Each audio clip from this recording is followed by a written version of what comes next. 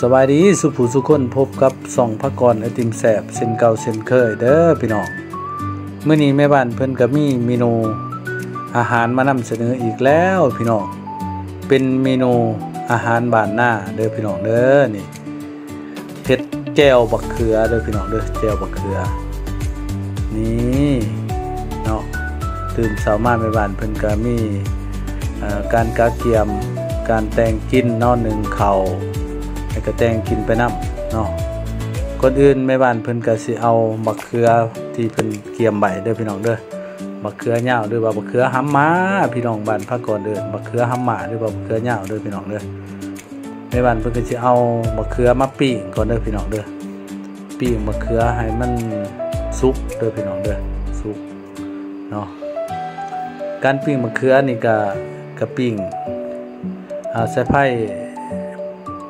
ไฟกลางเด้อพี่น้องเด้อบ่ให้ไฟร้อนแห้งเนาะคอยปิ้งไปเนาะให้บักเขือสุกสม่ำเสมอเด้อพี่น้องเด้อและเวลาเฮาปิ้งไปจนมันสุกแล้วมันสิบักเขือก็สิอ่อนๆนุ่มๆเด้อพี่น้องเด้อนี่มาเบิ่งนํกันพี่น้องนี่แม่บ้านเพิ่นก็ทำการปิ้งมะเขือเนาะจีผักหอมเนาะใส่ทั้งพื้นเตาเนาะก็สิมีผักหอมเนาะผักหอมก็สิมีกระเทียมแล้วก็หัวบัวแดงเด้อพี่น้องเด้อหัวหอมบัวแดงเด้อพี่น้องเด้อนี่ในบ้านเพิ่นก็ทำการปิ้งมะเขือไปเรื่อยๆเด้อพี่น้องเด้อแล้วก็เบิ่งหม้อเขาไปน้ำพี่น้องนี่การกินข้าวเหนียวก็เป็นแนวนี้แหละพี่น้องบ้านพักกรนี่จะใส่เป็นข้าวเหนียวเป็นรักเลยพี่น้องเด้อนี่ข้าวเหนียวฮ้อนๆกินกับแจ่วบักเขือหรือว่าเนียนบักเขือเด้อพี่น้องเด้อหรือว่าอีกซับหนึ่งซับบ้านนอกหรือว่าซับบ้านหน้าเนาะพี่น้องเนาะเบาบ้านนอกมันก็สิบ่ม่วนเนาะ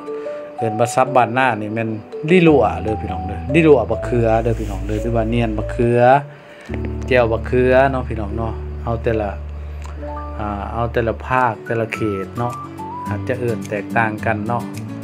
ขั้นซับปันหน้ากับเนียนบักเขือดิลัวบักเขือเนาะหรือว่าเฮ็ดแจ่วบักเขือเนาะแล้วแต่สะดวกเด้อพี่น้องเด้อบ่ว่ากันเนาะนี่แม่บ้านเพิ่นก็ทำการปิ้งบักเขือเนาะจี้ผักหอมไปนำเด้อพี่น้องเด้อนี่เนาะเพิ่นก็ปิ้งไปใส่เวลาก็ถึงเด้อพี่น้องถึงเติบเด้อพี่น้องเด้อใส่เวลาโดนนานพอสมควรเนาะเพื่อเฮ็ดให้มะเขือนี่สุกสม่ำเสมอเนาะเดี๋ยวหลังจากนั้นก็สิไปทำการตำเด้อพี่น้องเด้อนี่หลังจากเพิ่นก็ปิ้งมะเขือแห้งเด้อพี่น้องเด้อค้างมะเขือเนาะมะเขือให้มันแห้งๆกรอบๆเพื่อจะไปทำการตำใส่แจ่วมะเขือด้วยว่าเนียนมะเขือนั่นเองพี่น้องนี่เนาะมื้อนี้มีเนียนมะเขือปิ้งปลาแห้งเด้อพี่น้องเด้อปลานี่ก็เพิ่นเฮ็ดเป็นซีนหลอดปลาเด้อพี่น้องเด้อ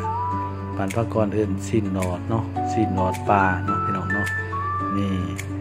น้องเพิ่นก็สิปิ้งปลาเนาะกินกับเนียนมะเขือดิดัวมะเขือหรือว่าแจ่วมะเขือเด้อพี่น้องเด้อมะเขือนี่มะเขือยาวเนาะบางเขตเพิ่นเอิ้นมะเขือยาวมะเขือหำหมาเนาะบ้านภาคกรเอิ้นว่ามะเขือหำหมาเนาะมะเขือยาวเด้อพี่น้องเด้อนี่หลังจากแม่บ้านเพิ่นเอาบักเพชรไปค้างใส่ไฟเนาะแฮมเนาะให้มันกรอบแล้วก็มาตำเด้อพี่น้องเด้อตำมะเขือให้มันละเอียดมุนละเอียดเด้อพี่น้องเด้อนี่เนาะ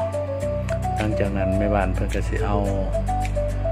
บักเขือที่เกียมไว้เนาะที่ปิ้งไว้เนาะสุกละเอียดแล้วเนาะเพิ่นก็สิมาตำใส่เนาะหลังจากตำมะเขือแล้วเพิ่นก็สิเอาผักหอมเอาหัวหอมที่เพิ่นเอาไปจี้เนาะจี้ใส่ถ่านไฟอยู่เบื้องกล่องเตาถ่านน่ะเนาะ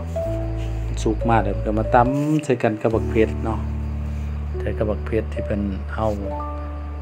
ไปค้างใส่ไฟเมื่อกี้เนาะให้มันกรอบแล้วก็มาตำใส่กันให้มุนเนาะ หลังจากนั้นเพิ่นก็สิเอาเครื่องที่เพิ่นเกียมไว้เด้อพี่น้องเด้อเป็นมะเขือแหละ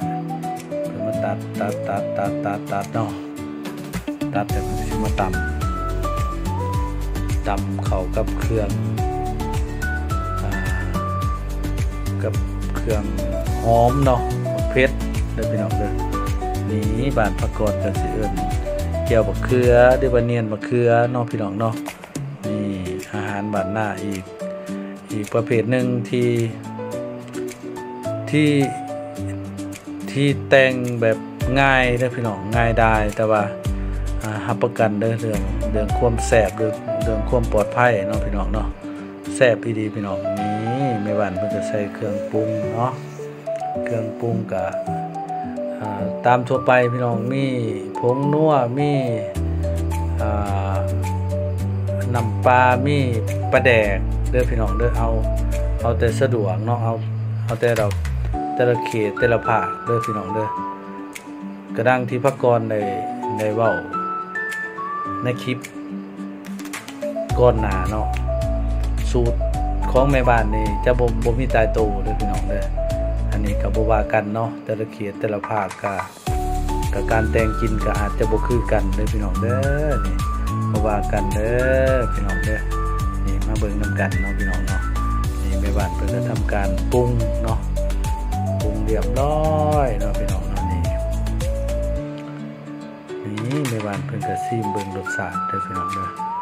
ฝากเด้อทุกท่านฝากกดไลค์กดแชร์กดติดตามให้แน่เด้อเพื่อ